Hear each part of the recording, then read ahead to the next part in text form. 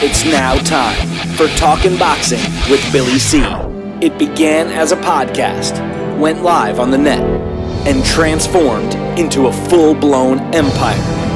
It's the only daily boxing talk show on the planet, hosted by the only guy with the balls to do it. Many have stepped into the ring. Many have tried to take the belt. And one by one, they've fallen. Another victim of the undisputed heavyweight champion of Boxing Talk Radio.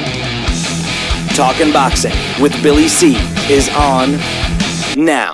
My style is impetuous, my defense is impregnable, and I'm just ferocious. I want your heart.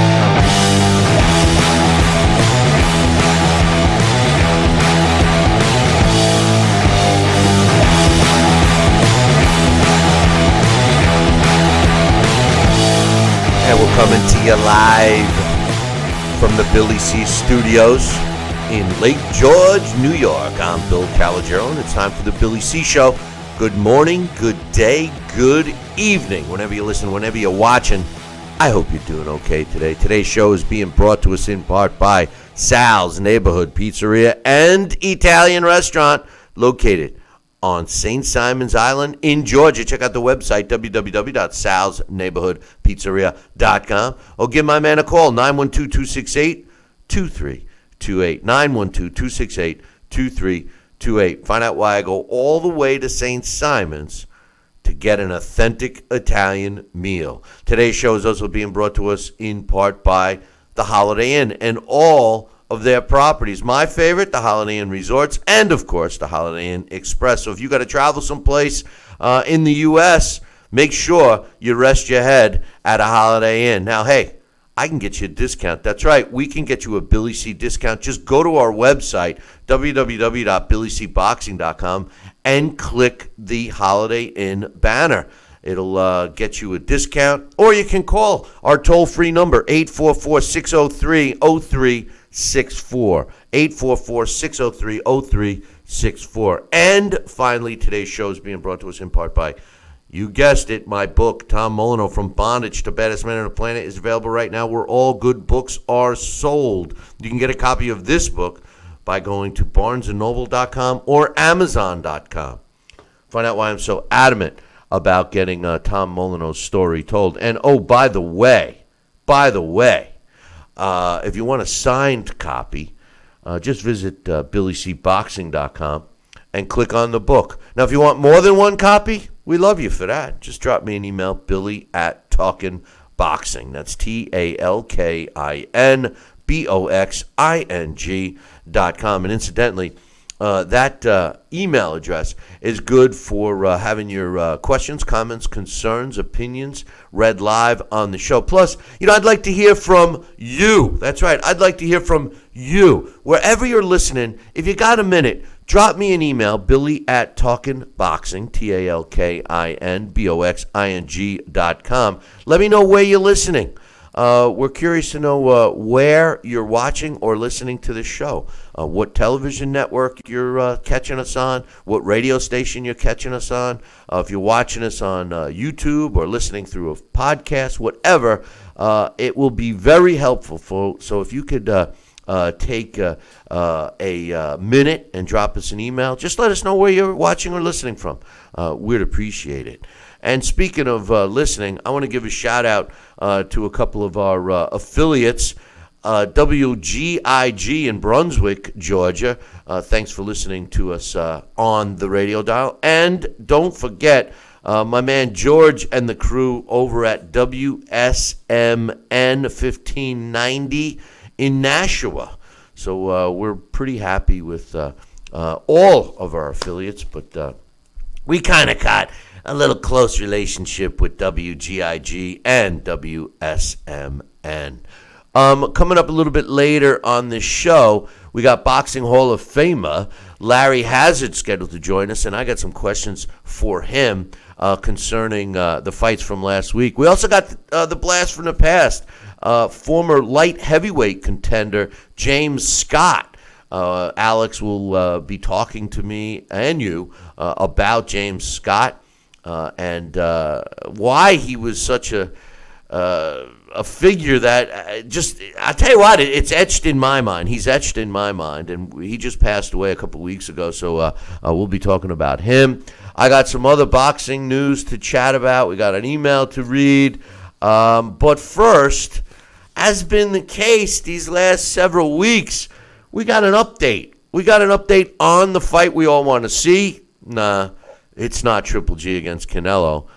It's Anthony Joshua against Deontay Wilder, arguably the two top heavyweights in the world today, hands down. I would say that's my opinion. Yesterday we talked about it. We did get some comments from people that was saying that they've lost interest, and this was one thing that we talked about yesterday. The fact that the drag out process is turning people away. It's like the same old song and dance in this sport. But thanks to our UK correspondent, Johnston, he gave me some latest news on this situation. And Eddie Hearn, Matchroom Boxing, made some comments. And the bottom line is they have said that the first fight, because we all know that there's going to be a 2-fight deal, all right? But the first fight will definitely take place in the UK. And no, the money isn't going to make a difference. Anthony Joshua has made it very clear to everyone around him that not only does he want to fight Deontay Wilder next, but he wants to fight in the UK, and he said, I don't care about the money, because apparently some of the negotiations going back and forth, the more money would be in Anthony Joshua's pocket if he chose to fight Deontay Wilder on U.S. soil. And Anthony Joshua, true to his word, because he has been saying this all along, he said, it ain't about the money. It's about fighting the best. I want to fight Deontay Wilder. I want to shut him up, and I want to do it in front of the UK fans who have supported him since day one. I'll get you some quotes. But first, I got to get this guy's opinion joining me from St. Simon's Island, and hopefully he doesn't have a stack full of notes for me today, is Sal Rocky Senecola. Sal, what's your thoughts, man? I mean, it's kind of, whether it's all just BS or not, it's kind of a pleasure to listen that it ain't about the money. No, well, that's just it. I mean, when you look at the passion and the purpose and the cause, as far as what one fighter believes in his heart of hearts for the sport of boxing and for his own greatness and his level of being an elitist, I mean, it says it all. That's a lot of fuel for the fire, and of course the money will follow. Remember the old saying, "Do what you love, and the money will come." Something like that. But anyway, I'll tell you what, it's refreshing, it's great, and this has been a saga that's been dragging out a little longer than we would really care to see. And you made reference before we went on air. It's true. There's people losing interest if they keep doing what they're doing. Yeah, and it's already started to happen, And boxing has a tendency to push fans away. Here we are. We've been in a clearly, whether the naysayers want to admit it or not, but we're clearly in a resurgence in the sport. Absolutely. It's been going on for 2 years. It seems to be getting better and better. The fighters are willing to step in the ring and fight the bigger fights quicker. It's a pleasure, and because of that, and because, in a sense, the fans that are coming back or the sport creating new fans, they don't want to get tied into this marination BS, And the truth of the matter is the sport of boxing, specifically the big names, have to be careful about that, Sal. They don't want to push these fans away. They want to welcome them and continue to grow the fan base, which has been, it's shrunk over the last several years. And we're in a resurgence now. You don't want to lose that momentum, right? No, definitely not. And you said it. We're in a resurgence, and you know what? We're starting to see fighters wanting to challenge themselves again, and that's how they fight the best. The best fight the best, and they seek to be the elite, the number one, and that's a great incentive when the fighters are looking to fight the best. Well, that's what the sport really is about. Let's get some quotes. And again, I want to thank my man Johnston. And you could catch his column up on BillyCBoxing.com. All discussed was bottom line. Deontay Wilder, Anthony Joshua. Joshua's willing to take less money to fight Wilder in the UK.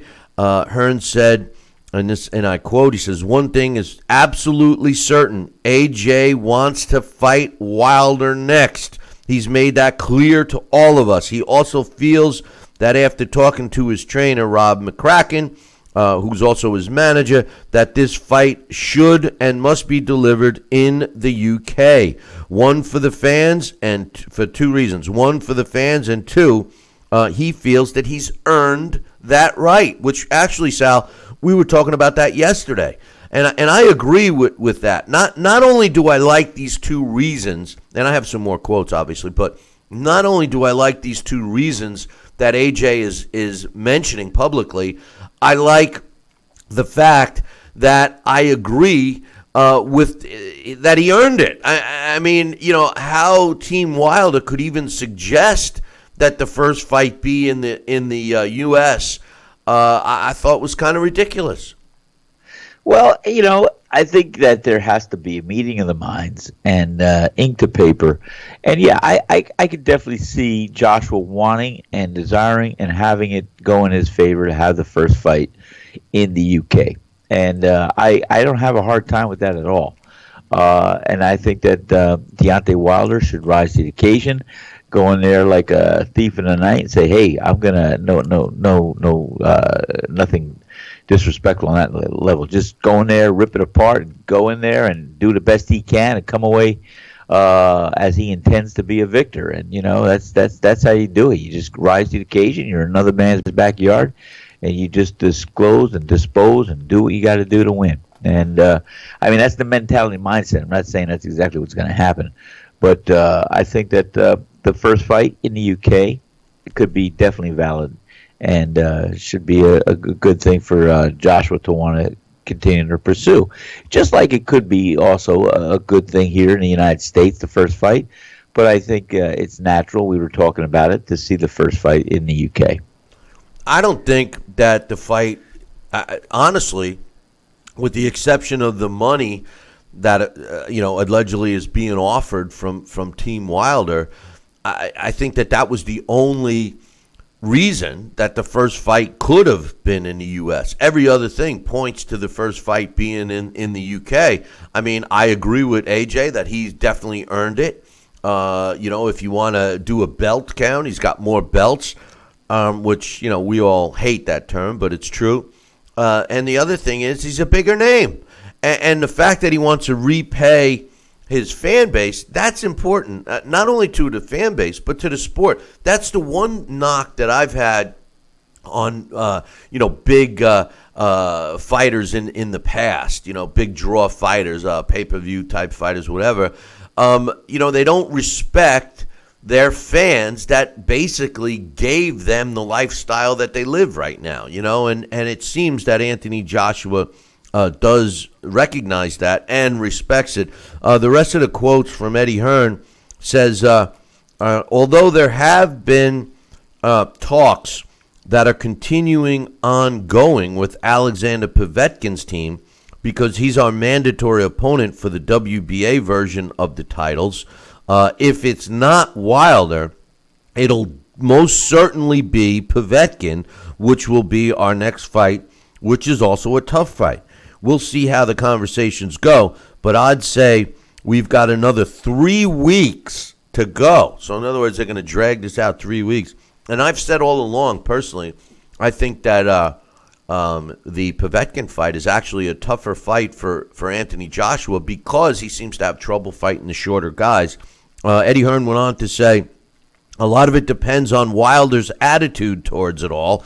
Certainly, we don't have a problem if Wilder was to win the fight. Doing a second one in America, he would have had earned the right. Wilder has boxed in Sheffield before. He's agreed to box in Russia for $4 million. And as you recall, that was the fight against Povetkin, and Povetkin allegedly test positive for performance-enhancing drugs, which they later found out was false. And then Deontay hopped on a plane and ran with his tail between his legs back to the U.S., never fought and never made that money, at least in the ring. He says, when we sat down, it seemed a little bit weird to be traveling to the U.S. For a fight of this magnitude with so much on the line. As a fighter, Anthony Joshua doesn't care where the fight is. He doesn't know enough about the game. But Rob was like, why go to America? There's a difference in going when it's the money. It's not life-changing. This money is. He says, yes, fighting in the UK is an advantage. But Anthony Joshua genuinely is thinking more of the fans in his decision. How many would we be able to get in America? Maybe 6,000 to 10,000 fans, which I think is a BS statement. That's any arena that they staged a fight here in the U.S. will clearly fill up. All right. The problem is that we don't generally have fights in arenas that seat more than 20,000 people. So that's the issue. I think that they're making a mistake here. I think they're just making it seem a lot less. He says, AJ said, is that it? When you're dealing with 90,000, he's talking about having it in the UK, and he could bring an undisputed champ to Britain. AJ is generally interested in that kind of stuff. The old saying about how you have to go to America to make it big, I don't see that happening anymore. That's not in AJ's mind. I think Rob McCracken is feeling, as an ex-fighter, you should fight for these belts on your turf. There was an interview with AJ did after his last fight that's been played back a few times, and he basically says for years and years, British fighters had to go to America for the big fights. Obviously, that's not the case anymore. He says AJ will have to take a pay cut to fight in the UK, and I don't think he's bothered by that at all. The offer that they made, if that was open to a UK fight, we would have signed immediately. But obviously they want to pay the money to get AJ into Wilder's backyard. At the moment, we're all still talking, and communication is continuing, but there's a feeling from our camp this undisputed fight should definitely be in the UK. Rob, who is his trainer and manager and an ex-fighter, knows the advantage of being home. AJ genuinely loves fighting in the UK. He knows that there's never been an undisputed fight here before. He was the first unification fight in Britain in the heavyweight division, so to do an undisputed heavyweight unification fight in the UK would be historic. But whether Wilder's team feels the same, like I said, those talks are still ongoing. But that's the general feeling from Anthony Joshua and his manager/trainer, Rob McCracken. The question is, will this fight come to tuition, and will it take place in the UK? I think for all the reasons that Eddie Hearn has mentioned here, Sal, I agree. I think that the first fight should be in the UK. I don't think that Deontay Wilder should be making any type of demands at this point. He's got a simple decision to make. If I do, I have to go to he says, I know I dropped you for a second. He said, bottom line is Deontay Wilder has to make the decision. Does he want to go to the UK and fight Anthony Joshua? Does he want to fight Anthony Joshua now? If he does, he's got to go to the UK. If not, tell him no, and let's both move on. What's your thoughts?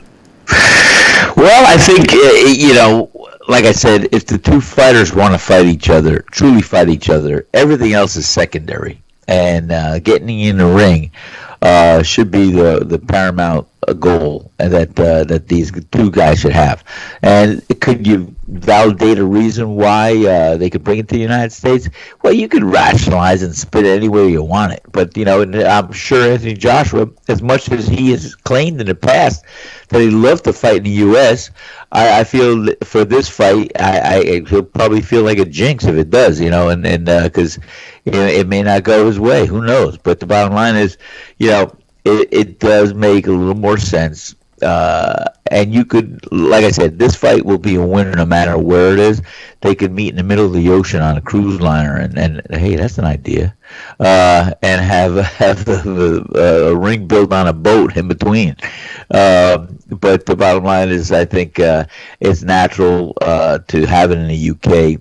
You'll have a sold-out stadium. You'll have the fanfare. You'll have it'll just be like it always is in the UK, a big event, not just a boxing match.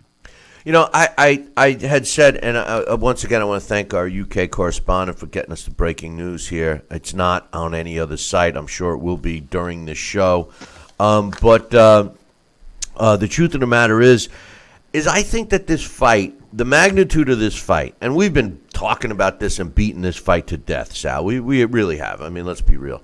But the truth of the matter is I think that this fight deserves to be in front of a huge live audience. I know the pay-per-view dollars are important, and I know that they're going to do very well with pay-per-view. But in the large scope of things, I think the energy and excitement level that 90,000 fans bring to a fight elevates the fight. And I think that it also has a tendency to bring out the best in both fighters. I'm not suggesting that a small venue might not produce a fighter giving it his all or giving it her all. But I tell you what, and you've said it yourself, Sal, there's nothing like getting the people that are behind you in a live atmosphere, cheering, and you as a fighter in that ring. I know you try to block it out and focus on who's in front of you, but you got to admit it.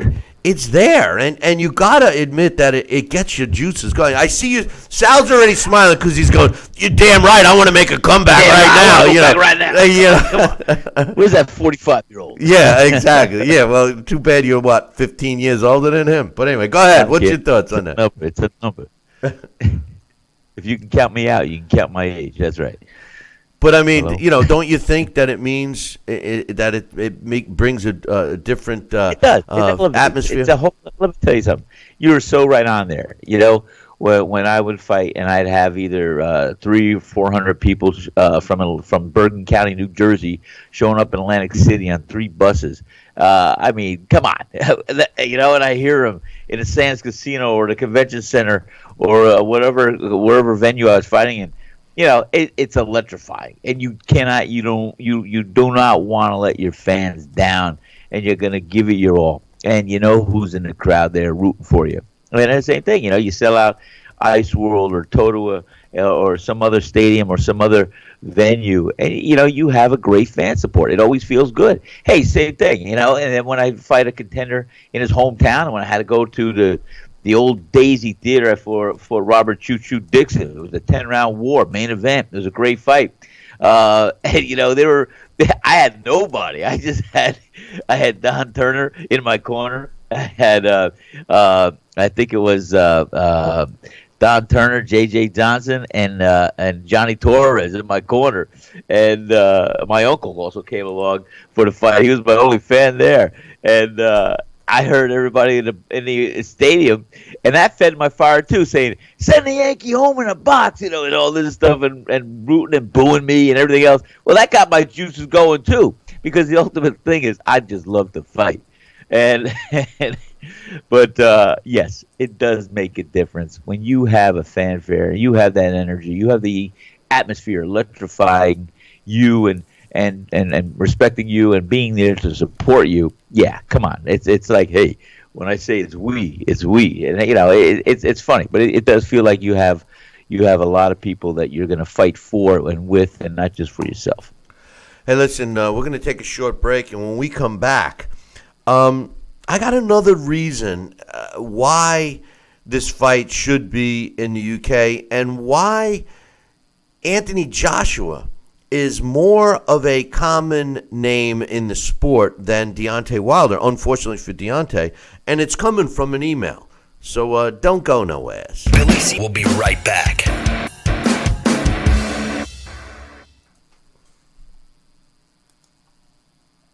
Broken air conditioning, $4,400. Failing refrigerator, $2,500. Don't let outrageous repair and replacement bills like these bust your budget. Get the First American Home Warranty Plan. And when a covered appliance or system breaks, we'll repair it or replace it for you. We had a high-end dishwasher go kaput. They put it in a brand new dishwasher. We have plans that cover air conditioning, most appliances, plus heating, plumbing, electrical systems, and much more. Plans start as low as $25 a month. Why let a major appliance or system breakdown bust your budget or go through the hassle of finding trustworthy service people? Last year alone, we saved our customers over $120 million. Don't wait until something breaks and you're stuck with a huge bill. You save a lot of money. It's absolutely worth it. If you don't have First American Warranty, get it. Call 1-800-946-6234 for your free no-obligation quote.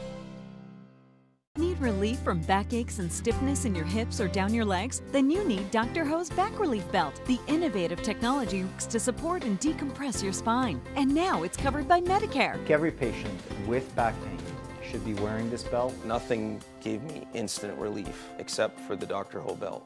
Feel good while standing, walking, driving, doing housework, and while laying down. And now Dr. Ho's patented belt is available at our best price ever. It's even covered by Medicare. Order now and get the easy-to-use hand pump and back rehabilitation DVD free. You know, similar belts can cost you almost $1,000, but my belt won't cost you $500, not $300, not even $200. I will give you my special TV price. And remember, Dr. Ho's belt is covered by Medicare. If you know a friend or family member that suffers with pain, get them my system today. Help them live with less pain, be more active, and get back to doing the things they love. Give them the gift of health. Listen to this important message. If you owe money to the IRS, you will want to hear this. Penalties and interest compound daily on your back taxes, putting you under a mountain of debt. Tax 10,000 has years of experience connecting people with tax resolution specialists. Working through the IRS Fresh Start program, they will handle all the necessary forms, and if you qualify, you may end up saving thousands of dollars. Call Tax 10,000 at 800-773-4604.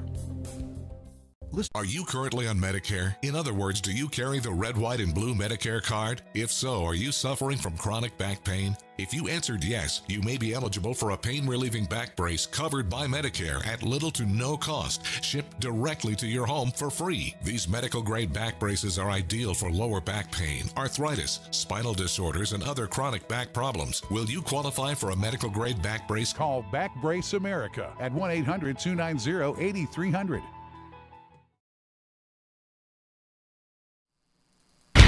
Check out BillyCBoxing.com now, or feel the wrath of the mighty mustache. Oh, that hurts! Why are you doing that to my face? I hate you! That's BillyCBoxing.com. Consider this your warning. Now back to Billy C. Interact with the show at BillyCBoxing.com. And we're back. You're watching and listening to the Billy C. Show. Glad you could be with us. Hey, don't forget, man, we're looking for you. That's right. We're looking for you, wherever you're watching or listening to this show, to just take a second. You know, I know you're busy. I know you're busy. But take a second and drop me an email. I'm really trying to find where you're watching or listening to the show. So if you could just take a minute, I'd appreciate it. Just drop me an email, Billy@TalkinBoxing. That's TalkinBoxing.com. We're just curious to find out what television networks, what radio stations, if you're watching on a simulcast, if you're watching on YouTube or a podcast, whatever, we need to know. So drop us an email. I mean, I have the statistics, but I want to hear from you directly. So anyway. I got an email that I want to read, Sal, because it kind of blends right in to what we're talking about. And in case you're joining us late, the new word on the curb is that Anthony Joshua does not care about making almost $10 million more for fighting in the U.S. He wants to fight in the U.K. Some of the reasons, the two main reasons, is that he feels he earned it, which I agree, and he also wants to reward his fans for being so loyal. which I also agree with. And, the bottom line is he's a bigger name in this sport that we all love. And here's a great indication of it. I got an email from my man, Coach, and you could check out his website, strictlybusinessboxing.com, has been very supportive to us and this show. And he always bails my butt out of trouble when I'm having a brain loss or if I need a fact really quick. I can always count on Coach to come up with it. But he dropped me an email. He says, hey, Billy C., how about Anthony Joshua going to the NBA playoff game? Joshua executed a nifty give and go as Steph Curry wrapped up his warm-ups prior to Game 4 of the NBA Western Conference Finals at Oakland's Oracle Arena. Somebody has to wake up Team Wilder.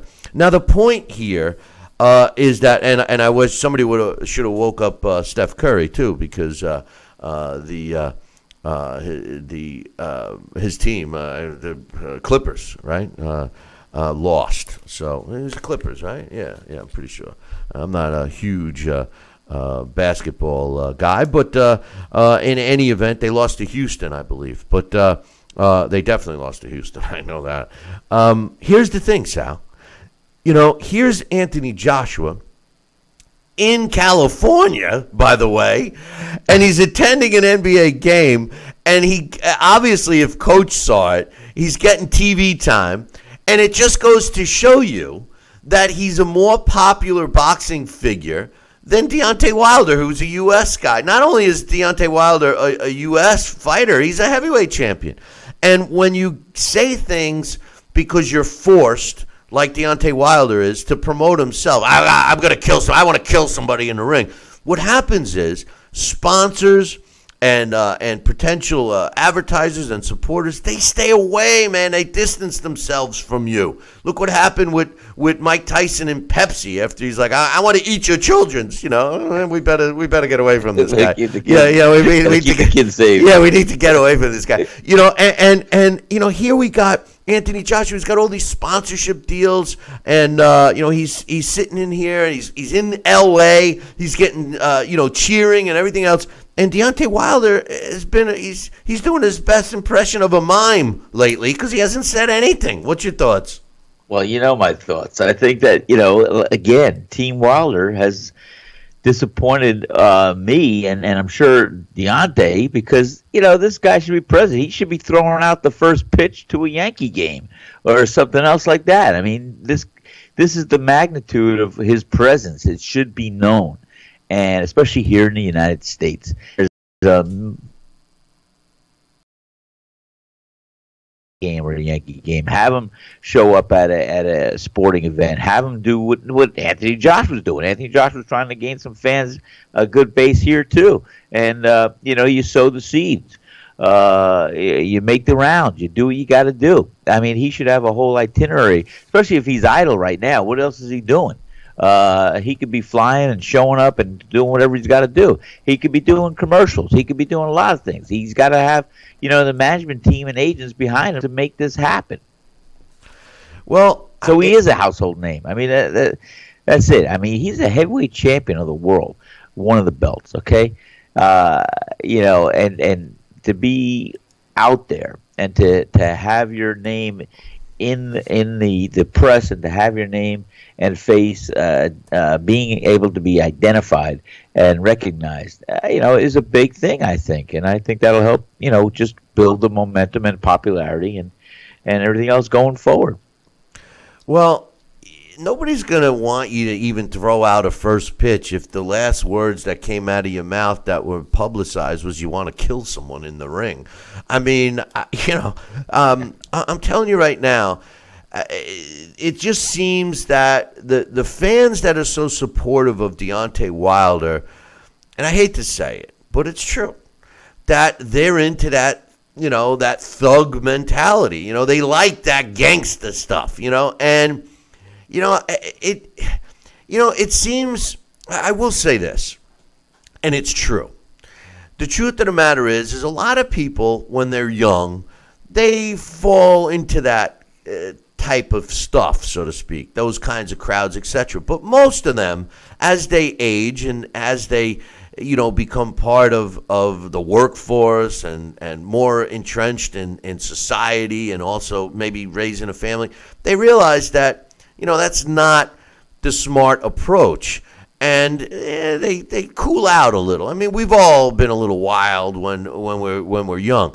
And I think that what's happening with Deontay, and I actually don't blame it all on him. And I've said this, Sal, many times. No, I know it's the fact that he doesn't have people doing it for him, No. and he doesn't know any other way. His way is, let me do something outrageous. Let me get in the press. Let me do it. And he comes out. Well, that shock was the wrong approach. With the I want to kill somebody, and everybody is kept their distance. The only thing I'll give him credit for is keeping his mouth shut during the negotiation period. But it ain't all about the money to AJ. And as a matter of fact, Anthony Joshua, he is becoming more popular here in the States. He is. So and I think he always was. I think more people know Anthony Joshua than Deontay Wilder right here in the States, Sal. Well, again, I just think that Deontay Wilder needs to have some positive marketing behind him, and get himself in a position to be at an event and say something nice or do something. He's got to come up with something to market himself. And just because I want to see this guy succeed, not only in this fight, that fight, but he is a success in the boxing world, but later on in life, and he's doing it now. Maybe he donates to charities. Maybe he does a fundraiser. Maybe he does things like this. He's a humanitarian. I don't know, but they should see that side and try to promote it for him, because I think he's a decent guy, and I'm not a thug, and I like Deontay Wilder, and I'm a big fan of his. I know you are. I know you are, but that's not going to help Deontay. Deontay needs more help than Sal Senecola being his fan. The truth of the matter is I see, just like I said yesterday, I see this fight getting dragged on. And, my big question is, let's just say that Deontay Wilder fights Dominic Breazeale next, and Anthony Joshua fights Alex Povetkin next. And let's say that Anthony Joshua is somewhat of a boring decision over Povetkin, maybe even controversial, because he does have trouble over with smaller fighters. And Deontay Wilder knocks out Dominic Breazeale in dramatic fashion, similar to what he did with Luis Ortiz. I think he would. Okay, well, I think that Breazeale is a tough opponent for Wilder. Yeah. I really do. But let me ask you this, Mr. Wilder fanboy. Let me ask you this. Do you think if that scenario unfolded, just the way I described, that it would add value to Deontay Wilder? I think that would add value later after he fights Anthony Joshua. That's a good bout to have. But like I said, I think both camps would be foolish if they're going to jeopardize the millions of dollars and this title belt from being exchanged between these two guys right now. This should be the foremost fight on each other's minds, because there's too much at risk, too many variables that can occur and happen that will negate or ever allow this fight to happen if they do not sign, seal, and deliver it right now. You know the game, Bill. There's no guarantees of tomorrow. So, the bottom line is, I think that's a great fight. I would like to see that fight. But I do think that the biggest fight that we can generate right now, that they could generate for us and the fan base, is to have the showdown between Anthony Joshua and Deontay Wilder. That's the only fight I want to see. I got you, and me too, and most fans. But I don't think it'll hurt him. Well, I don't think it'll help him. That's the point I'm getting at. Is why risk it? I've said all along that the best scenario, really, financially, safety, etc., etc., etc., would be for these guys to get together, sign a 3-fight agreement, where the first fight is Anthony Joshua against Deontay Wilder in England, okay, in England, okay, and the second fight could be a fight of both of their choices, whoever it may be against, because whoever lost the first fight needs to get a win. And then the third fight to take place in America, regardless, and have the stipulation in the contract that win, lose, or draw, that they are going to do the two fights, the first one in the UK and the second one in America. Win, lose, or draw with any of the three fights, even the one in between. And I think if they signed a contract, an agreement about that, they have solidified huge money for three fights, and the risk factor is removed, Sal. It's removed because, I mean, it doesn't take a brain surgeon. I can't believe that I'm the only one thinking of a contract like that. I mean, that's what I would have proposed. And to be honest with you, it's impossible to say no. It's like what we like to say, it's an offer he couldn't refuse. I mean, I just think that that's the way to go with this case. What's your thoughts real quick? I got to take a break. Okay, I think it's a great thought. I could tell you stayed at another Holiday Inn Express last night, and I'll tell you what, I would welcome a scenario like that. I think it's perfect. I agree with me and you. I agree with me. Hey. I like that. I can use that today. Yeah, okay, I agree with me. I agree with I agree with me. But anyway, Sal, we'll throw you to the curb. We'll come back to you in a little bit. Everybody else coming up next, we have Larry Hazard scheduled to join us. So don't go nowhere. Billy C will be right back. Relief from backaches and stiffness in your hips or down your legs? Then you need Dr. Ho's Back Relief Belt, the innovative technology works to support and decompress your spine. And now it's covered by Medicare. Every patient with back pain should be wearing this belt. Nothing gave me instant relief except for the Dr. Ho belt. Feel good while standing, walking, driving, doing housework, and while laying down. And now Dr. Ho's patented belt is available at our best price ever. It's even covered by Medicare. Order now and get the easy-to-use hand pump and back rehabilitation DVD free. You know, similar belts can cost you almost $1,000, but my belts won't cost you $500, not $300, not even $200. I will give you my special TV price. And remember, Dr. Ho's belt is covered by Medicare. If you know a friend or family member that suffers with pain, get them my system today. Help them live with less pain, be more active, and get back to doing the things they love. Give them the gift of health. This is important news for women using birth. Boxing is boxing's only trademarked fantasy game. Check it out, www.kofantasyboxing.com. Select your own gym, your own fighters, track them through a season that can last from 3 months to a year, depending upon which league you join. You got to check this out, man. www.kofantasyboxing.com. Join it today. Again, www.kofantasyboxing.com, and tell them Billy C sent ya.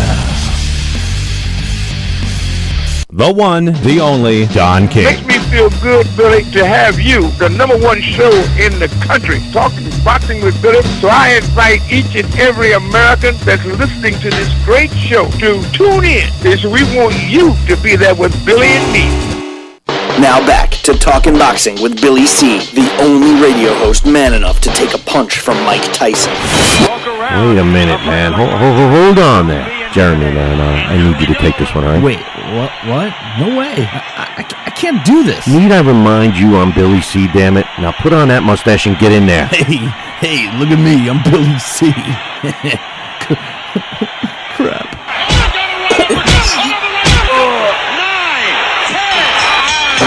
The undisputed heavyweight champion of Boxing Talk Radio. It's Talking Boxing with Billy C. Now back to Billy C. Interact with the show at BillyCBoxing.com.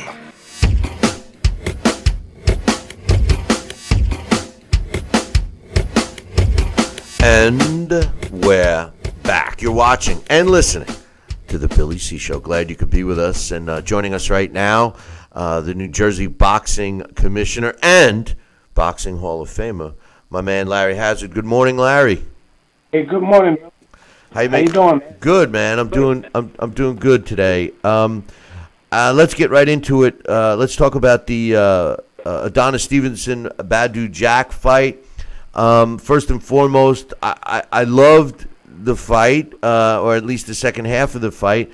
I don't understand. I actually scored the fight 115-113 for Badu Jack, but it was so close. I'm not calling it a robbery by any stretch of the imagination. I think it was a draw, so I don't have a problem there at all. What I have a problem with, and I'm sure you've seen this many, many times, I think it's the most ridiculous game plan to come up with by purposely giving up rounds to try to win or hoping that your opponent runs out of gas or whatever. Because if you can't pull the KO, you risk not only losing the fight, but end up what happened to Badu Jack. What was your thoughts on that game plan by Lou DeVal? Well, I don't think that's good. I don't think it's a good game plan because, especially when you look at the rules of the sport, first off, you're gambling too much. Let's say you're going to give up the first half of the fight. And then as you begin to come on, okay, the first half of the fight would be like 5 or 6 rounds. So let's just go into the 5th round. You're into the 5th round, you've pretty much given up the first half. You've lost the first 4 rounds, so to speak. And I'm going to keep it very basic. All of a sudden now, you start to come on, round 5, round 6, and even round 7. But you're still behind by 2 or 3 points because you intentionally gave up the first half. Now you get an accidental cut. And the fight has to be stopped. Well, you've lost the fight right there because you gave away the fight, okay, not taking into consideration that in a fight anything could happen. So you experience now an accidental headbutt, and the fight has to be stopped. Well, championship rules, we go 4 rounds, it's a legitimate fight. So the fight's over. You've already lost. That's number one. And number two, who gives up anything in boxing? You know, when you're in shape, you're in condition, you go out there to win, man. You go out to win from the first sound of that bell. To me, that's the most ridiculous strategy there is.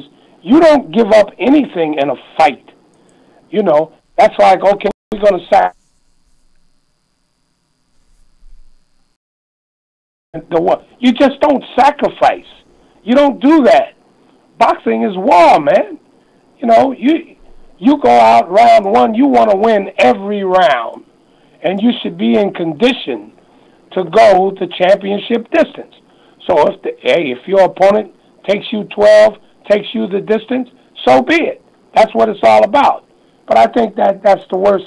That's one of the worst strategies anyone could come up with. And I don't have a problem with making some adjustments as you go along. You know, maybe you have to kind of ease off in this round. You might hurt your hand or whatever. That's all a part of strategy. But to intentionally go out with a game plan that we're going to give up 4 or 5 rounds and then we're going to come on and win the fight, I think that's ridiculous. Yeah, and you make some great points about an unintentional butt that forces the scorecards. I mean, and next thing you know, you're kicking yourself in the butt because you said, oh, geez, what was I doing? That's why I love fighters like Vasily Lomachenko, Mikey Garcia, and Gary Russell. We'll get to him in a second. These guys, even if they're going to take a round off, so to speak, or if they want to, try to tire their opponent out, whatever the game plan is, they make sure that they at least win the round. They're not looking to make that, should it be a 10-8 round domination, but just enough to win a round. It could be a better approach even when you're going to, pour it on in the second half of the fight. This way, you're not against the wall. I think that was, although in theory I understand what they were trying to do, but in this sport, I think that was a mistake, and I think it cost him the fight. I didn't really see anything from Adonis Stevenson that would suggest that Badu Jack made the right move by giving up those rounds. I think he should have, given it at least 50% in the first ones. He would have won those rounds, because on those scorecards, and again, I couldn't help but think of you. I think more of you during fights than I'm watching a fight, because in that fight is another great example of a Larry Hazardism. I'm going to call it a Hazardism, because the truth is that the first 5-6 rounds were so close. You give it the nod to Stevenson, but those second half of that fight, Badu Jack battered Stevenson, and at the end we end up with two scores of even, when realistically the fight wasn't even. And once again, and you're going to hear it from me until I start to see it. Either way you look at it, and I'm like you on this. I agree with you 100% that it was Badu, because of his second half performance. He made it very close. He did, luckily. But you're not going to tell me that the rounds in which he won, and which I thought he won big, were equal to the close rounds and deserving of the same score of a 10-9. That is ridiculous. In a 10-point must system. That is ridiculous.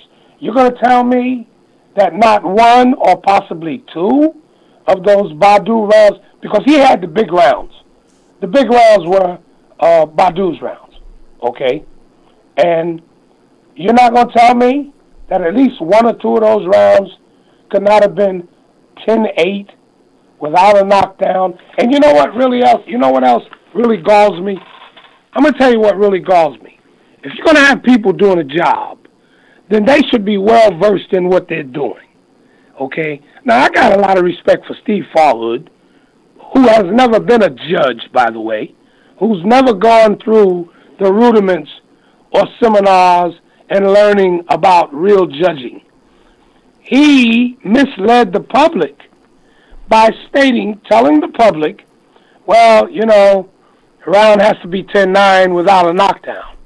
Okay, he actually said something to that. I'm paraphrasing, okay? Well, that's misinforming the public, because you're starting out already with a public that thinks that they know all about scoring and everything else, and you have a captive audience being on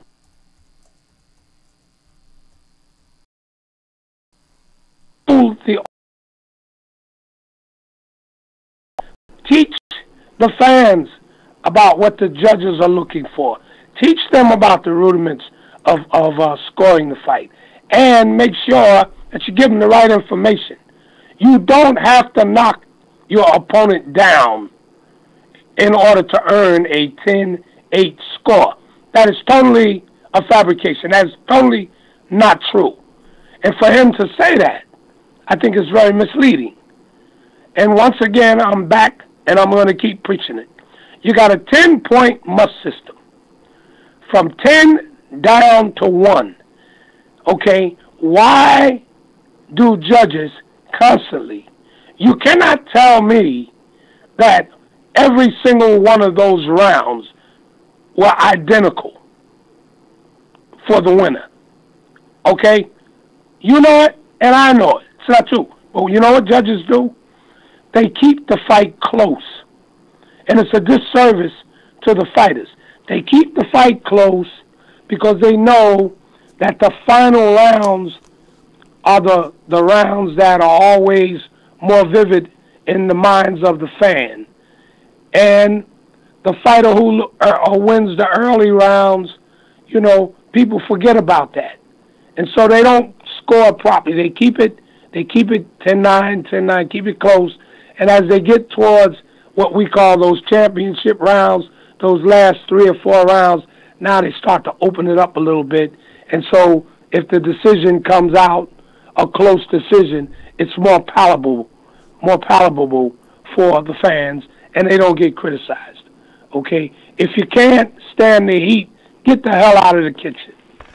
You know, I agree with you 100%, and you could even make a really good argument that, I mean, I agree that there had to be at least two, there could have been at least 2 rounds in the second half of the fight that could have been scored 10-8 in favor of Badu Jack, but clearly the last round should have been, because Stevenson was hanging on. As a matter of fact, I thought that Jack was actually going to drop him in the final 12 seconds or so of that fight. I saw Stevenson, with that teeter and looking like he was about to go out, and that referee was terrible again. And we had the worst refereeing job. Well, the guy in the Russell one, I'll get to that too. But Ian John Lewis was, Stevenson also could have been a point could have been deducted in that fight for him holding.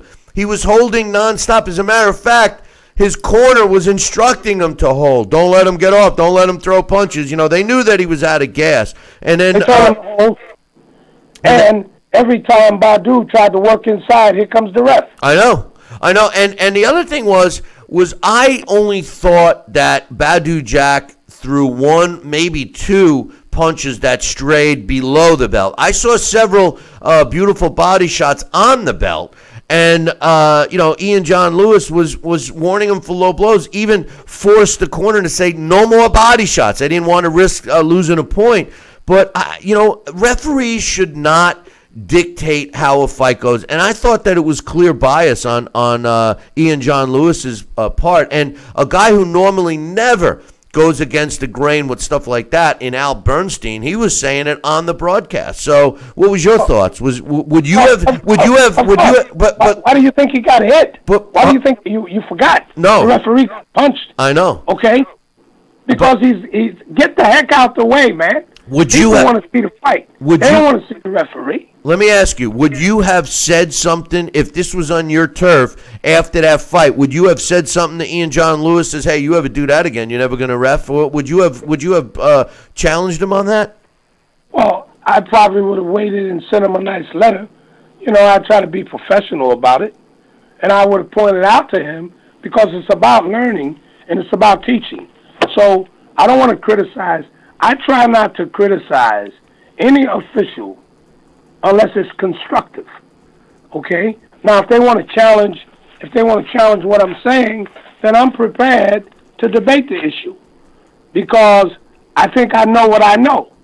But I don't want to just challenge them openly. And I would pick the time to do it. I don't think that would be the time. I would send them a nice letter, or I'd give them a phone call, and I tell them, I said, hey, look, I'm going to be perfectly honest with you. I thought you did a poor job refereeing, and this is the reason why. Okay? And then I'll go into it.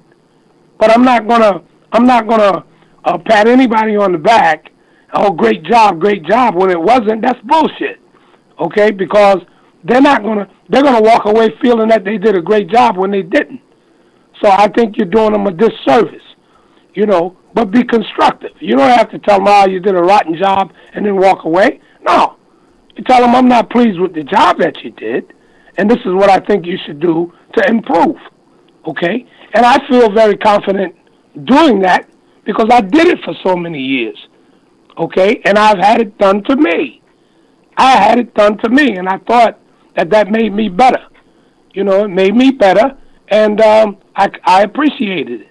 So, that's the way it goes, man. Now, this guy thinks that he did a great job in the fight, when, personally, I don't think he did.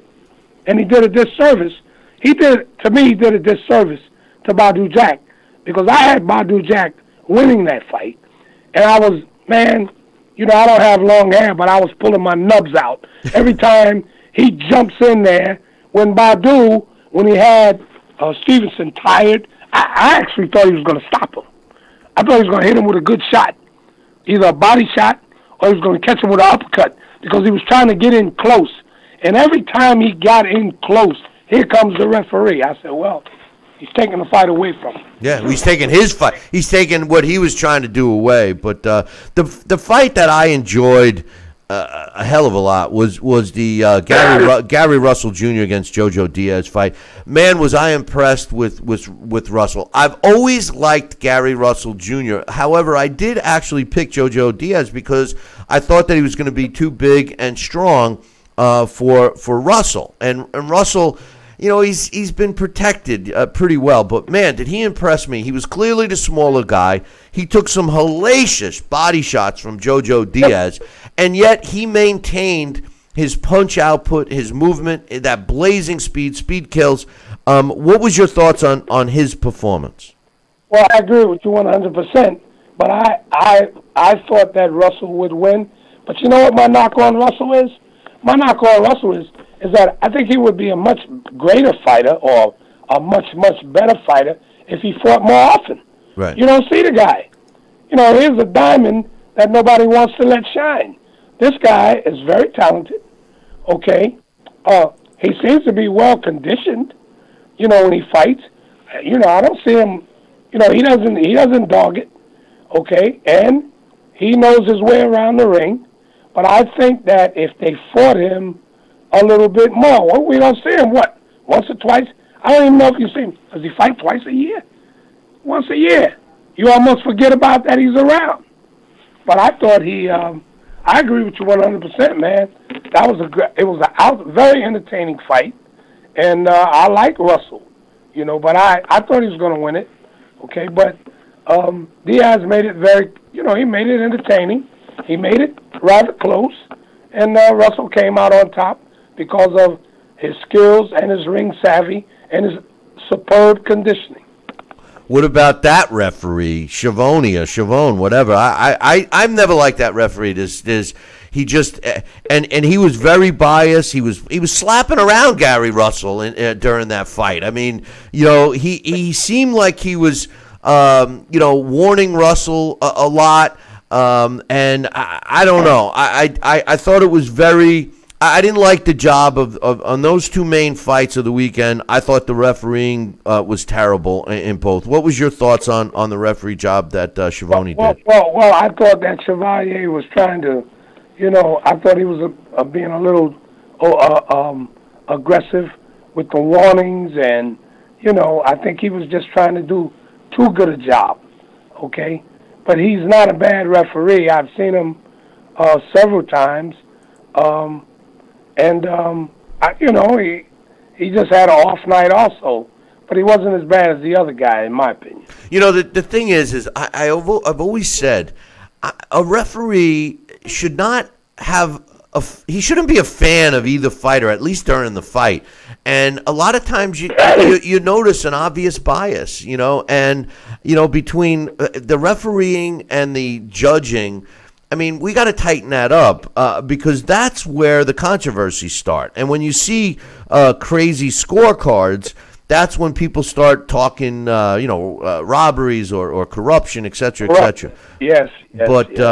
But anyway, Larry, one last thing I wanted to ask you before we let you go is today we are doing a blast from the past on James Scott, former light heavyweight contender. I know we've talked about him in the past, and he just passed away a couple of weeks ago. And I wanted to get your thoughts on James Scott. I mean, obviously, you know, he was in your backyard, and I just remember watching him and just the feeling I got, you know, watching him on television with, you know, with the barbed wire in the prison. It was kind of, it had me glued every time he fought. What was your thoughts on James Scott, the fighter? Well, James Scott, you know, we sort of grew up together. He came with same neighborhood, know the family, and as you know, I used to go into the prison, the Royal State Prison. I did several of his fights. I did the fight against the best one, I think, was against Dwight Braxton Kwawi. I did several other of his fights. Well, it's a sad story.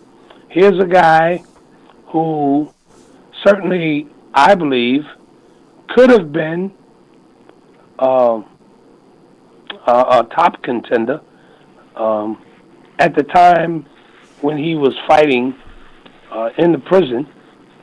I knew it was a matter of time before he lost the fight. I never thought that he would win the championship being behind bars, because you just don't, that's not the environment. You won't get the type of training. People think because you're back there, you're not hanging out, you're not doing this and that, but you still, that environment, I don't think could produce a world champion while they're still there. Perhaps he could have, if he had gotten out and got an opportunity to be out into the real world with fighters, I think he would have done a lot better. But it's kind of a sad story, because here's a person who I think could have used boxing at some point in his life to turn his life around, but, situation was what it was. But I do believe that you have to consider him to be among, the best light heavyweights during that era, because he did fight and compete against some of the top-notch fighters, and he defeated several of them. So, it's just another one of those stories in boxing history that, it is what it is. But he passed away a week ago, and I think that his name should be included right along there with some of the others during his era. He beat Eddie Mustafa. He beat him. And,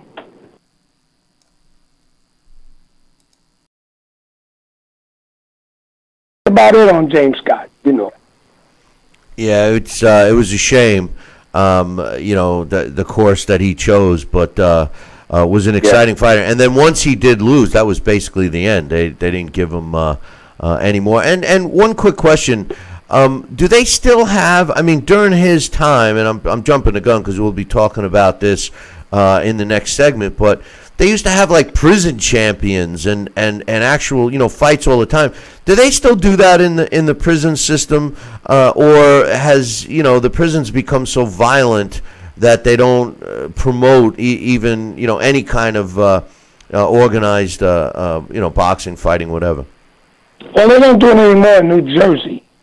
And, of course, it became pretty well known with James Scott. That's where the focus on boxing in the prisons kind of, snowballed. But I don't know of any programs anywhere else. And as far as prison champions, they used to have most of the fights that took place in the penal institutions were at the amateur level. And we had many of them here in New Jersey. I used to go in and out all the time, and there were several guys who would have been, if they had the opportunity, would have been, some outstanding talents if they had had the opportunity to get out of the prison and continue their boxing careers.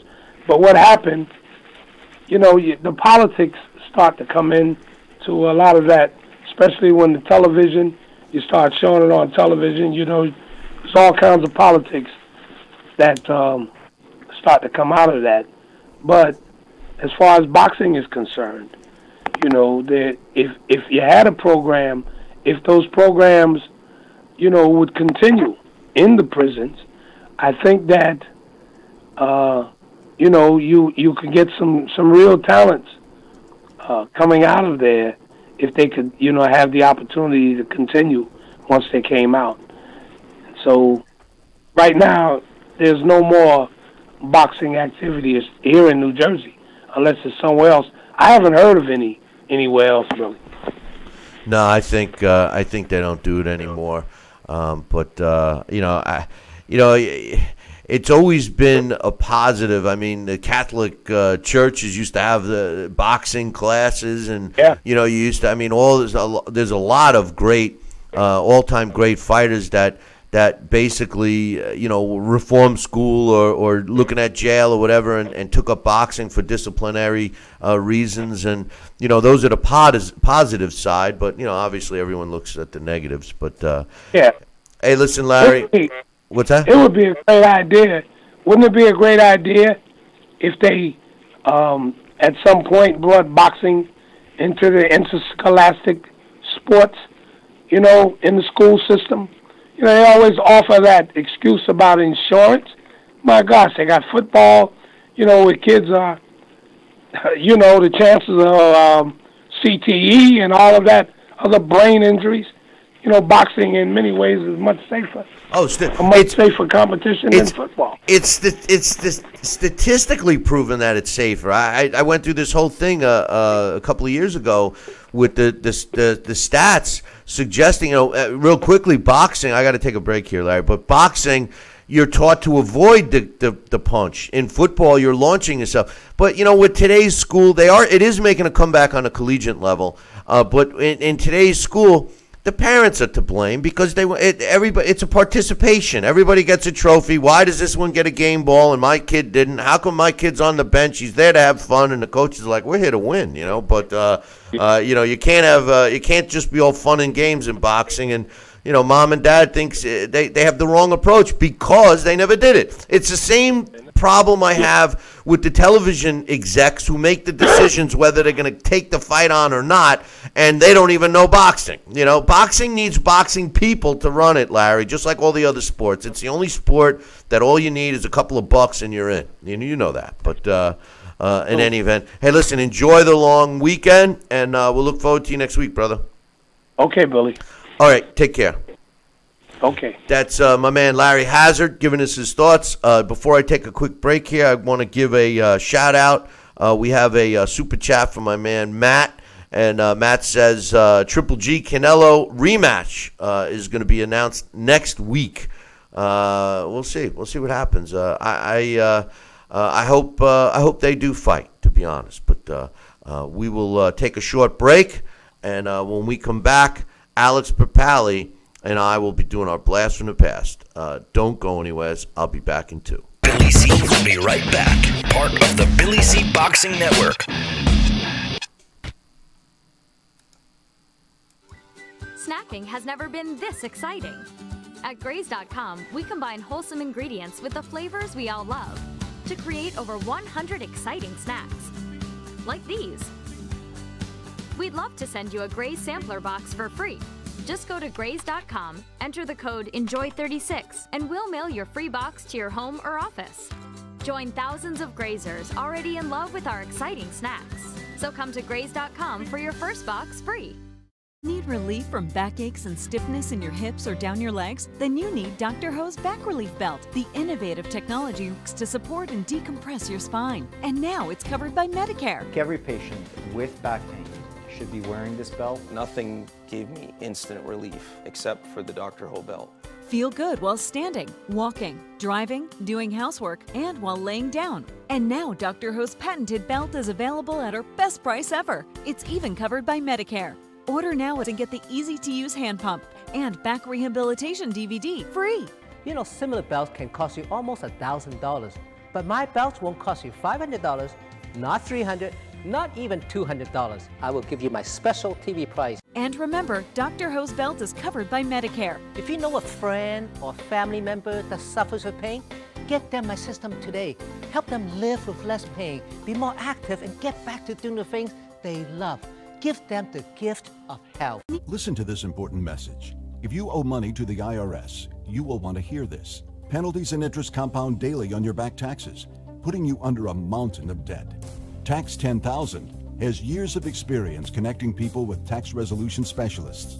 Working through the IRS Fresh Start program, they will handle all the necessary forms, and if you qualify, you may end up saving thousands of dollars.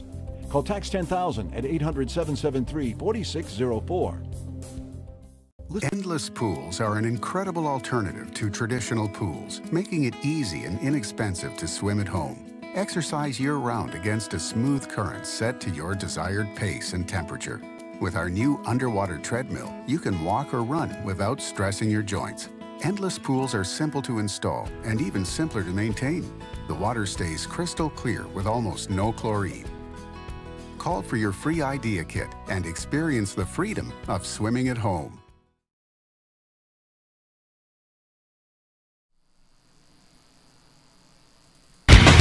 Check out BillyCBoxing.com now, or feel the wrath of the mighty mustache. Oh, that hurts. Why are you doing that to my face? I hate you.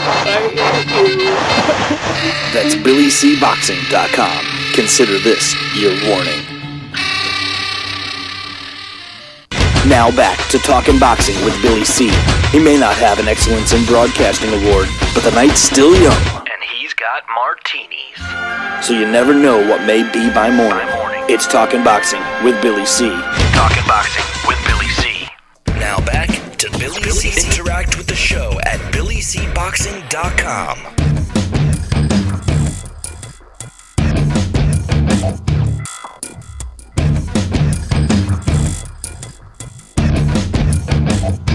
And we're back. You're watching and listening to the Billy C. Show. Glad you could be with us today. And it's that time again. That's right, our Blast from the Past, our longest running segment of this 15 years we've been doing the show. And this week's Blast from the Past is being brought to us in part by KOFantasyBoxing.com. Check it out, www.KOFantasyBoxing.com. Sign up and join today. And it's also being brought to us in part by the Title Bout Championship computer game, a simulation game that we actually use for this segment. For this week's segment of the Blast from the Past, we're featuring former light heavyweight contender James Scott. And joining us right now to tell us about James Scott is my man Alex Perpali. What's up, brother? Good morning, Billy C. How are you? I'm doing well. How about yourself?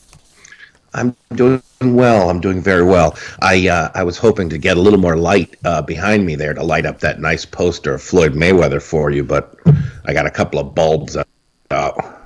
Thank God. I was hoping that I was hoping maybe the tornado sucked that poster right up through the cone. But in any event, James Scott, an interesting guy, huh? Definitely, yeah. I didn't know that he had passed away, and yeah, he just passed away a couple of weeks ago, May 6th, I guess. Yeah. He was an interesting guy. I used to love watching his fights on network television. Most of his fights were on network television. Yeah, he had, I guess, 7 nationally televised bouts, and they were all from prison. This, I mean, like you were saying with Larry, I think that that's one of those things that, American society, we just don't really believe in rehabilitation as much anymore. Certainly, we wouldn't offer inmates a chance to work in the prize ring, I guess, because the relationship boxing has in the mainstream culture, but it sounds like that's kind of what ended his career. I just was reading an obituary that Bernard Fernandez did, who was a long-term Philadelphia Daily News boxing writer, and it seems like that's part of what ended was the lawmaker. This guy who had been a warden, Hatrack was his last name. He ended up in '79 being switched to a desk job. And once that happened, the program sort of went bye-bye. And that was it. So James Scott lost his boxing ranking. And soon after, his career ended in 1981, after also taking a loss. Yeah, in addition to the lawn service, we got a really bad connection with you today. Yeah, it's really choppy. We do have a bad connection. Yeah, I don't know what the deal is, but it's hopefully it'll improve because I don't know how long I can keep going like that. But the truth. Want me to call back or something? Yeah, why don't you? And we will. I'm gonna put my man Alex on hold here for a second, and we will try to have him give us a shout back because the connection is awful. It started.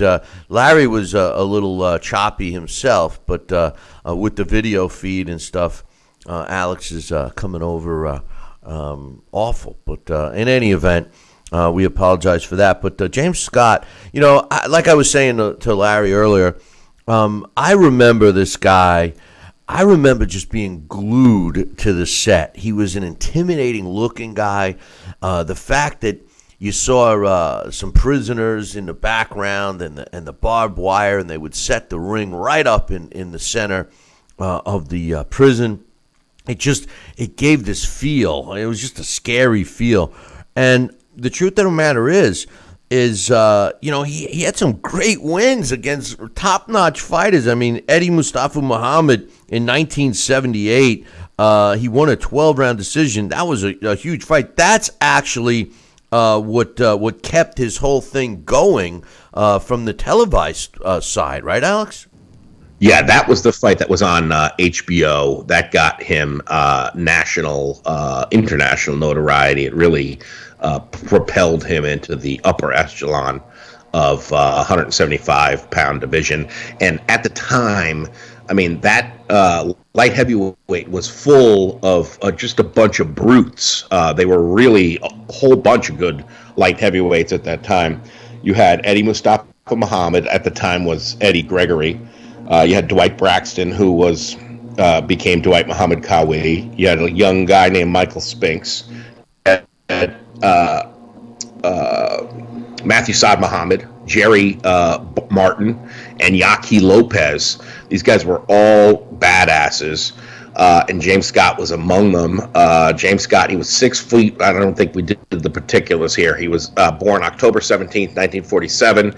He was 6 foot 1 inches tall. And bald, very chiseled, muscular frame, very intimidating. He was intimidating, and he liked to use it. And at 13, he had gotten into trouble and ended up in reform schools, and eventually it was it was an armed robbery that got him into prison. He was released on parole and ended up in Miami, where he had started boxing in prison. And once he started boxing in Miami, there was a parole violation, and they hauled him back to New Jersey, where he went back to Rahway, and that's where he ended up having those pro fights. And you're right, HBO actually came right to Rahway State Prison to broadcast that fight. The one of the things James Scott that people may not know, and started his in and out of prison. I'll get to that a little bit later. But while he was in jail, serving his time, he met up with former middleweight contender and a fighter that I always liked. I mean, I thought this kid had one of the best left hooks in the business, but he too couldn't keep out of trouble in Reuben Hurricane Carter. And they used to let these guys spar and fight each other and stuff, and nobody could last more than one round with Reuben Hurricane Carter.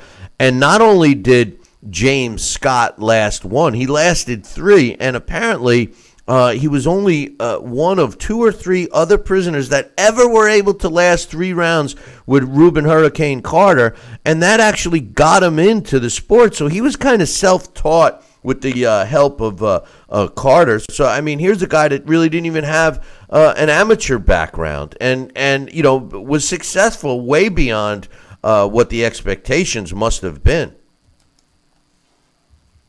Absolutely, and I think it's fascinating because it seems like it's almost like it's its own little world of prison boxing, and that did come to fruition in the final fight of his career. What you and Larry were mentioning against Dwight Braxton, who became Dwight Muhammad Qawi, who was also had been an inmate at Rahway. So there was sort of, that was a prison, intra-prison rivalry.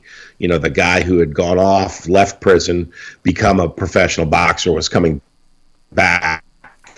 And in that fight, Scott fought against type. He wasn't the, marauding, aggressive fighter that he usually was. He was more of a contemplative. He tried to box. He was very defensive. I think he was worried about Braxton's power, and he ended up losing a decision. But that night of the win over Eddie Mustafa Muhammad, Harold Letterman was there and was one of the official judges.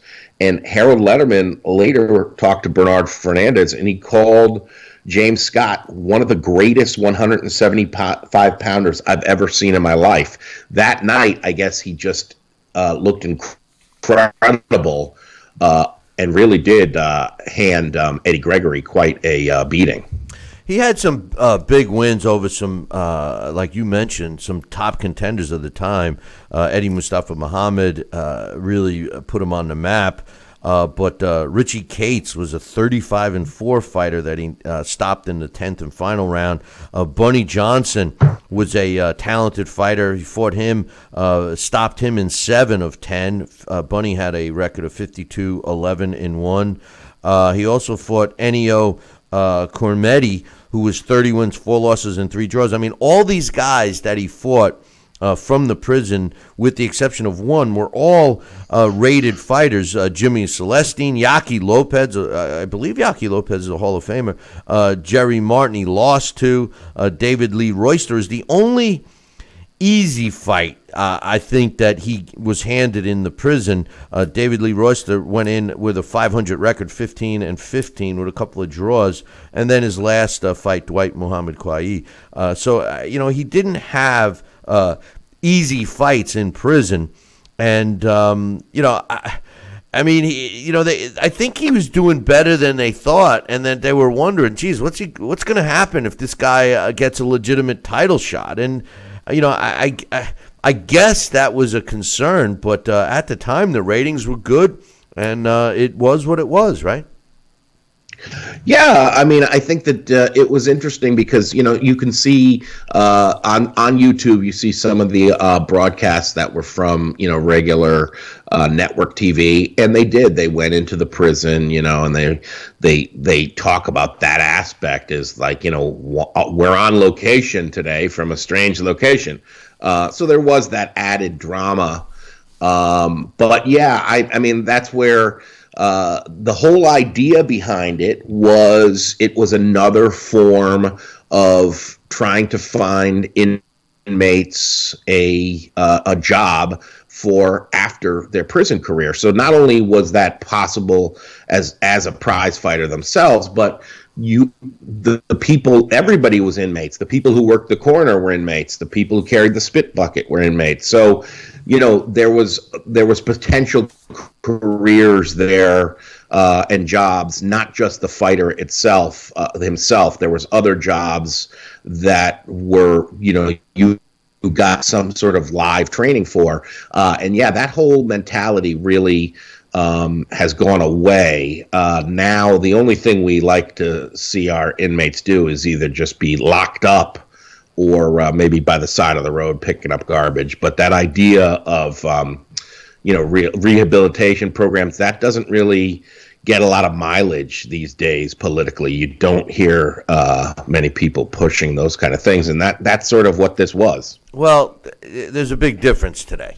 I mean, James Scott, and you're right. And here's the other part of the James Scott / inmate situation at Rawway Prison. If the fight was going to be taking place, and obviously everyone knew that James Scott would be fighting, if you as a prisoner disrupted anything or weren't on your best behavior, you were not permitted to watch that fight. So it kind of kept people in check. I think what's drastically happened today in our prison system is the gang introduction in the prison. Basically, they're running their lives in the prison society, in the prison world. And because it's become so violent, that they limit these guys' interaction to try to keep order within the prisons. And I think that that's one of the reasons that these types of programs got kicked to the curb, And it's not really I think it's the inmates' fault, the society. I don't know if we need to put the blame on, we should be worrying about rehabilitating them, because they're at an all-time bad. I mean, it's not like it was. Listen, prisons are bad, Alex. I mean, that's why you go to prison. It's not at an all-time bad. That's the Trump line. Crime overall is down. That's the American carnage. No, I'm talking about the prison. We can forget, the crime rates, what they're not arresting people for. But I'm talking about life in prison. And I know several people who are COs. And, the lack of rights from the COs now. Like for example, I don't want to mention his name, but he was a prisoner, and we're totally off topic, but he was a prisoner that shot 2 police officers in the late 70s. He became a political guy, was sentenced to life without parole, was actually involved in another murder in California, which they let him get extradited back to New York because he was going to face, life with no chance of parole. They just let him out. He's walking the streets now. He's out, and he's heading some political movements and stuff. So and now today, if you get arrested for killing a police officer, they're throwing away the key. We don't have the death penalty, but you're definitely getting life. So I mean, it's unfortunate that we even have to discuss it. But during that point, when James Scott was fighting, and prisons were still a bad place, obviously, but not as bad as they are today. I don't know. I can't agree that they're better today, Alex. I can't. But I don't know. I don't think I'd want to be in prison in the 70s or in prison today. I don't want to be in prison anytime. And you want to talk about bad prisons? Go back into the Western times. Those were brutal. But hey, you want to talk about bad prisons? Go watch that movie. What the hell was it called? Where the guy was trying to smuggle hash. What is it? Remember in the 80s? Yeah, where he goes in Turkey. Turkey. Midnight there's a jail. Yeah, midnight. Yeah, there's a jail you don't ever want to go to. You don't want to go to a Turkish prison. They just throw you in there, and it's fend for yourself. Food. You might find some in there. Yeah, I mean that was one of the things. Is if you think about it, in terms of you're not going to run into any bad meat in prison unless that's what they're serving that day. Yeah, exactly. Exactly. I mean, I think that's the thing about it, is that in terms of a disciplined lifestyle, I mean, one of the things that he did 1,000 push-ups a day. He did them 60 at a time. Well, what else are you going to do? Hey, listen, you kind of do have to stay in shape. No, I know. Hey, there was a jail. Again, we're totally off topic, and we got to move on. But there's a jail locally around here. I don't know if it's a community jail, or not a community jail. What do they call that? Community, like a local jail, right? It's not a prison. It's a jail. Like the lockup. Yeah, like where Floyd Mayweather went. He tells everybody he went to prison. He went to a community jail. County jail. Yeah, county jail. That's it. Thank you. And by law, in the state of New York, they have to feed the inmates a certain level of, nutrition. The foods have to be 3 meals a day. They have to be nutritional, blah, blah, blah. So this particular warden has maintained that his food is 100% meets all the criteria, except he takes it a step further. They put stuff in it to make it awful. Like that's the last thing you want to eat. And you have to be starving to eat this crap. And it's all within his rules. And he says, we do it on purpose. You're in jail. These inmates are complaining. They want better food. We're giving them everything that we're required to. But why should they be getting, filet mignon? They're getting what they can nutritionally, and, they're going to suffer for it. And I laughed about that. But anyway, let's get back to James Scott. We are running out of time. His fight against Yaki Lopez had already fought for a world title going into that fight in 1979, hadn't he? I could do a quick check for you. Yeah. Fights with Matthew Saad Muhammad. He had, I don't know if this, he had the first fight with Matthew Saad Muhammad before he lost to James Scott. So he had lost that 11th round KO in a real thriller against Matthew Saad Muhammad.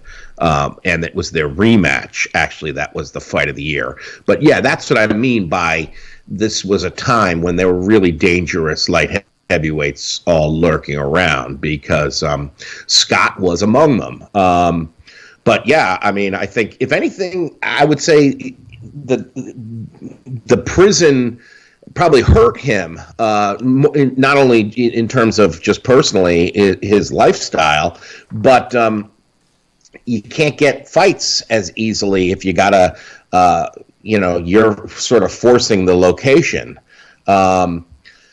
And you're right, that was one of the things that even the room, when HBO broadcast that Eddie Gregg fight, there was only like 400 and something people ringside, and those were special invitees. The inmates were not allowed in the actual room. So they would restrict these audiences. So that was the thing, is that you're right. I mean, that fear of riots, at some point there was a riot in the room previously where they held the Eddie Gregg fight, years previous. So a riot was a real possibility. So they would restrict access to the fights, when Scott would fight. But yeah, he was a very entertaining fighter, and this was 7 nationally televised fights, so he did, develop an audience, and he had that quality that is very, marketable for TV. Is he's big and intimidating and bald. He looks like, he could be somebody who commits an armed robbery. So it worked. And his style was a come-at-you attacking style. Hey, Alex, we're out of time here, so I need you to do the how he made out with the title bout game. He did pretty well. He did not... actually, he got the best of Kovalev. Against us, I put him in against Sergey Kovalev and Adonis Superman Stevenson, not so super. Against Kovalev, the first time they fought, Kovalev knocked him out at 2 minutes and 55 seconds of round number 6. When they fight 100 times, Scott goes a little bit ahead. He had defeats, 6 draws.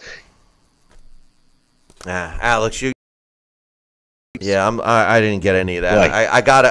I can't. I'll let you. Yeah, I gotta go. What's wrong with it? I gotta.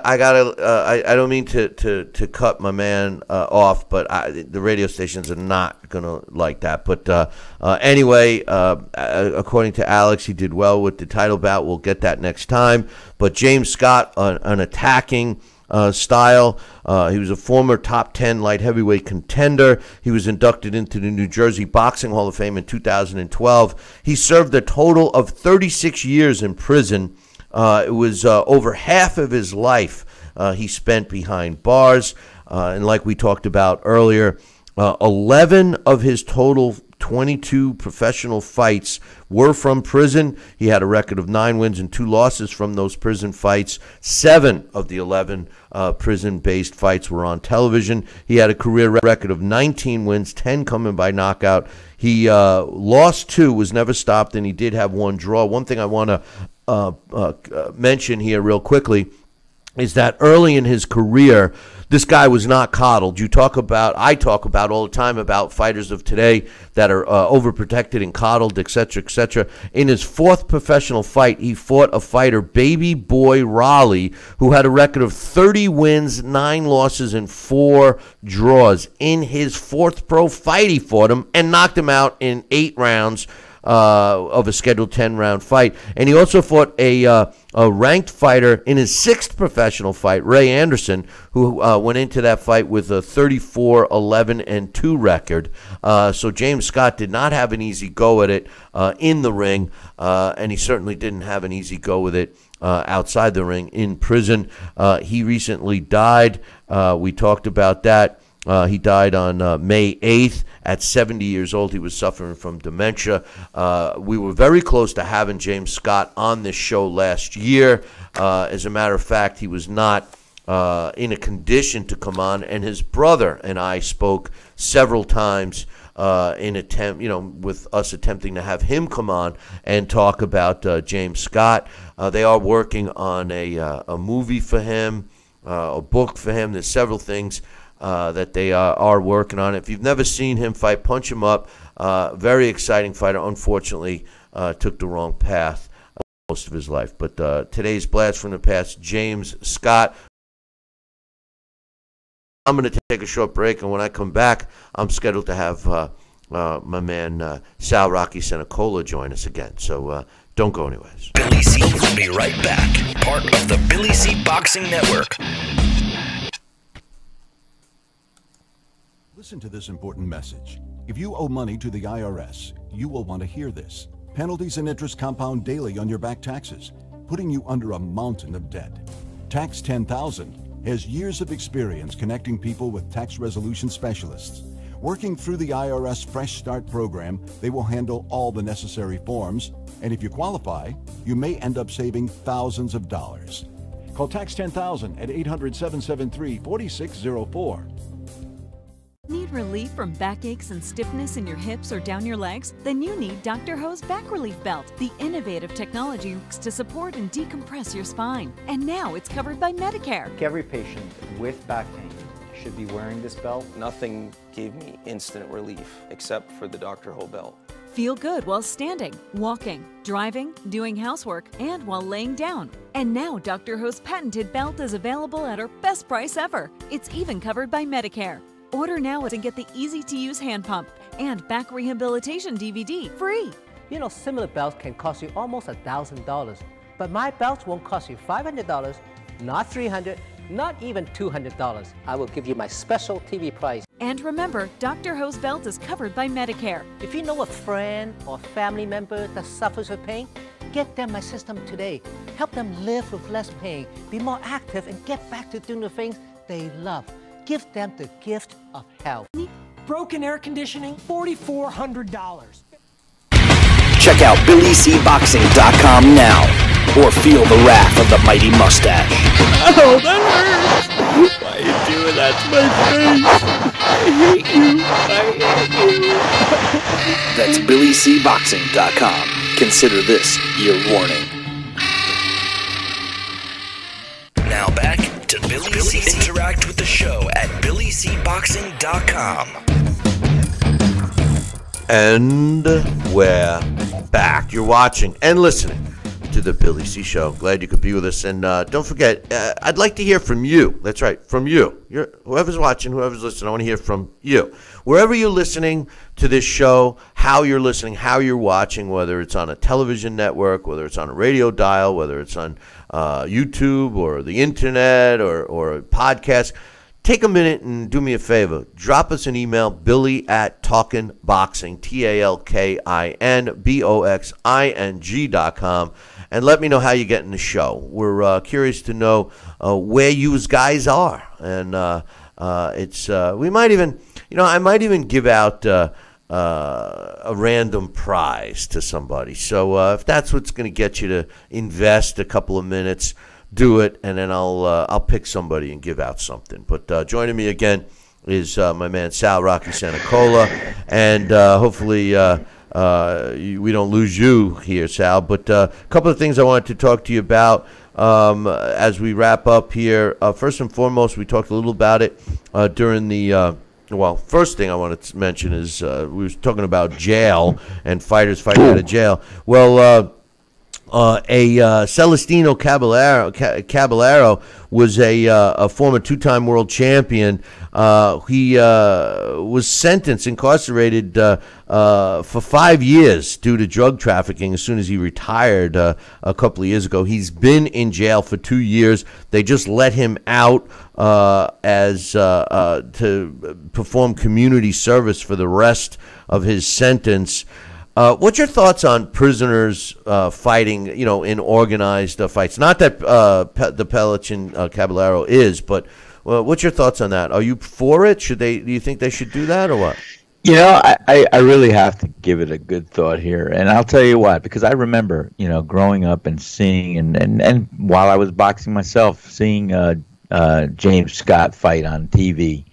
from the prison, and it was usually outdoors, I think, in the stadium, and it was interesting to see. And I remember thinking back then, is this really something that I was welcoming, seeing somebody who's behind bars for a reason, having the and I don't know, Bill, if he was allowed to keep much of that money or something. I'm not sure. I remember hearing some different things about what the share of purse was like, but no, I could see it having a positive effect. It's just that if you are penalized and behind bars for a reason, maybe some of those luxuries that you're usually that avail itself if you are a law-abiding citizen, and that can come to you, maybe should not be allowed in prison. I got to really think and look at my heart of hearts there, because I also do see the positive side. Right. It's kind of rehabilitative. Right. I think it's good. I think it's good. I think it keeps these guys focused on other things. Well, and that's true too. So yeah, that's true too. A couple other things, and we're running out of time here quickly here, unfortunately. But Sal and I were talking about this before we went on air. But it was announced late yesterday that Teddy Atlas is returning behind the mic. No, not with ESPN, because ESPN made a blunder, in my opinion, by taking on this Mark Kriegel guy. He's terrible. But Teddy Atlas is joining Barry Tompkins on a CBS Sports broadcast that's going to feature Mike Lee, the light heavyweight, coming up soon. It's also got a pretty decent undercard. What's your thoughts real quick? It's taking place June 8th. I mean, Teddy got on my nerves, but I miss him. And I think he and Barry Tompkins should make a good team. What do you think? I think he and Barry Tompkins will make an excellent team. I like Barry Tompkins. I think he calls it good. He's a good presence on camera and on air when he talks about fighting. I think they'll be a great dynamic duo, and I think it'll flourish. And you know what? That's how you see the silver lining and turn a negative into a positive. Something was bound to come out, because Teddy Atlas, whether you like or agree with him or not, he is a very knowledgeable boxing person. No doubt. And that's what we always say. We want boxing people in the sport of boxing. Barry. So I can't think of a better thing for Teddy Atlas to be back on the airwaves. And I want to say a big congratulations to Teddy Atlas. Yeah, he's been doing some other stuff with ESPN, and I think Barry Tompkins is one of the best. One last thing I wanted to talk about is there was a fight was announced for WBC in the super middleweight division, a title elimination fight. Now, Anvili Yildirim Yildirim is a 19-1 super middleweight. Who's fighting? He was an amateur in Cuba. He's a good fighter, a top-ranked fighter, and it was announced yesterday that he is going to be fighting Lolinga Mak, who's got a record of 42 wins, 14 losses, and 1 draw. And the winner of that fight will earn a shot at the WBC World title in the super middleweight division. Here's the thing. Yildirim is a quality fighter. We all know that. But did you know that Lolinga Mak has never fought for a world title? That's not a big deal. But he's 46 years old, Sal. And not only is he 46, he's ranked number 21 in the world at the super middleweight division. But here's the thing. And I've been so critical of, sanctioning bodies bringing up a fighter, that's beyond his prime, let's say. And, they come out of retirement and they're the sacrificial lamb and they're brought in and they took, basically get a payday and take a beating for it.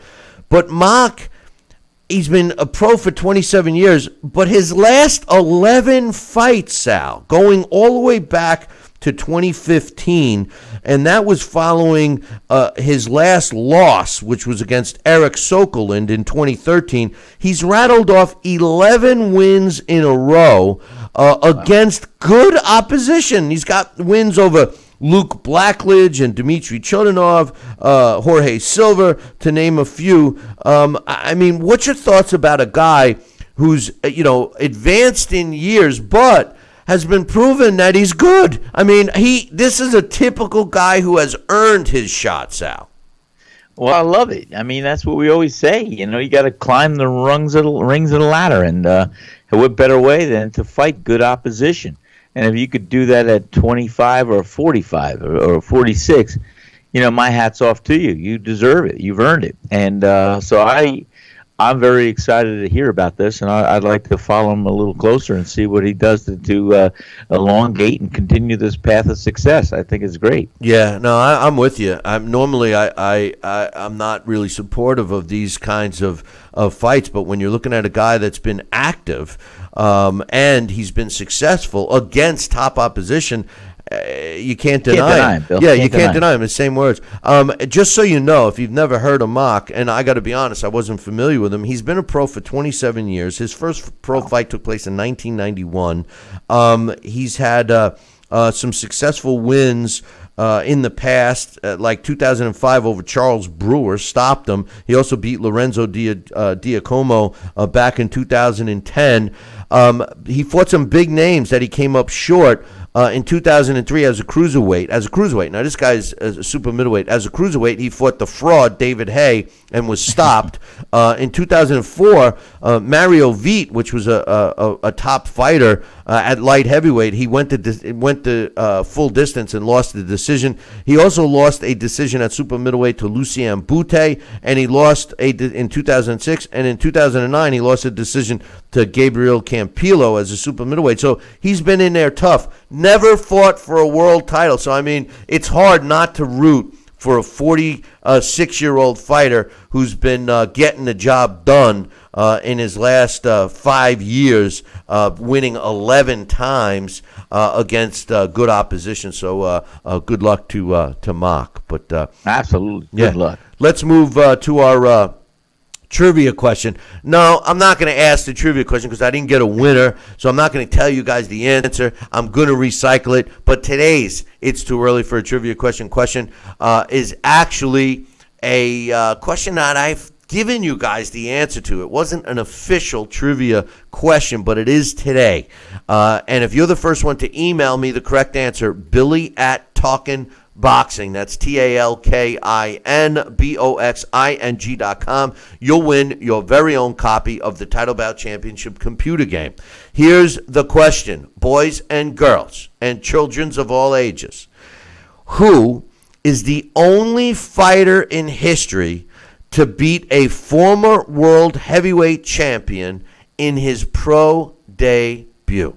Who is the only fighter in history to beat a former world heavyweight champion in his pro debut? If you're the first one to email me the correct answer, Billy@TalkinBoxing, that's TalkinBoxing.com, you'll win your very own copy of the Title Bout Championship computer game. Let's see if people listen to me when I talk, because I've mentioned this multiple times over the course of our show. Sal, you want to give it a shot? Well, I know it's not Jack Dempsey, which is my canned answer. But didn't Leon Spinks lose a fight to a guy in his pro debut one time? Could be. I don't know. Could be, huh? I'm on the right track, I think. Yep, could be. But if you just got a big hint from Sal Rocky Senacola without him even knowing, if you're the first one to email me, you're going to pick up a copy of the Title Bout Championship computer game. So now, obviously, people are going to get this right. But email me, Billy@TalkinBoxing. That's TalkinBoxing.com. Listen, boys and girls, we will be back Monday morning. Same bat time, same bat channel. Yes, I know it's a holiday, but we will be here. And we hope that you are here too. So make sure you show up Monday morning. Same bat time, same bat channel. Until then, I'll leave you with this. Ciao, baby.